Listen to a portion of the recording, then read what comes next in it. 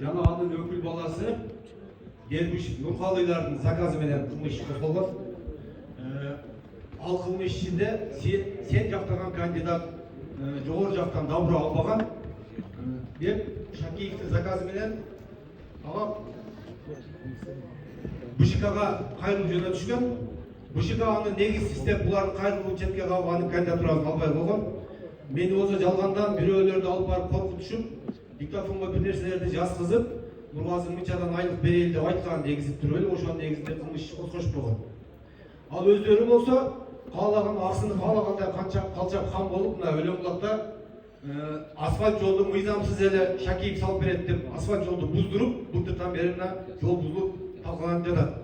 Мектепти дагы элер президенттин кайрылуун чыгарып, мынакей депутат салып бербейт экен, кандидат салып бербейт экен, мамлекет салат экенсе, аларды ошо Шакиевдин өкүл баласы акелери урушуп, өчүр деп, бардыгы Шакиев салып берет, эгер Шакиев добуш албай турган болсо, жолуңар дагы салынбайт, мектеп дагы салынбайт деп, мына Шакиевдер аксыда өзү хан, өзү бий болуп алды.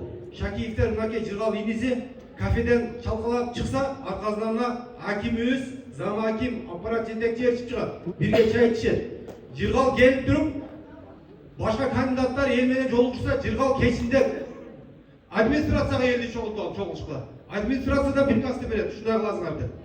Жалган кылмыш иш козгогон азыр мени 196 берене менен Шакиев Нурлан төрага болуп турганда соттун чечими чыгып, 100 000 сом штраф менен соттуулук кылып койду. Азыр мен областка апелляция бердим, областта азыр соттун чозулуп атат да, 29-июнга дагы бекитти. Бир да кылмыш иш жасабай эле ушинтип жалган менен бийликтегилердин айланышып жүрөлү. Хорошо, түшүндүм сизди. Немеге соттун төрайымы сорашаткан, сиз жакшы адилеттүүлүк каратып бергенге рахмат айтыңыз, адилеттүүлүк жана чын нерсени карап чыксын деп.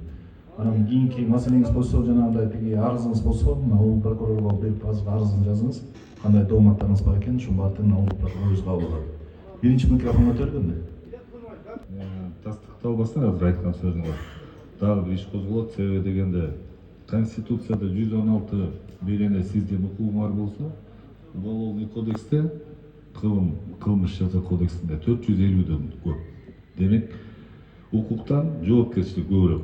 Эгерде бирөө бир жерден кафеде чай ичип бир жерме кылган болсо, мынакей УКМКнын жана РОВДнын кызматкерлери турат, ошолорду тастыктап, ошол учурда ким каерде ким менен жолугушуп жүргөн жөнүндө маалымат толук бар.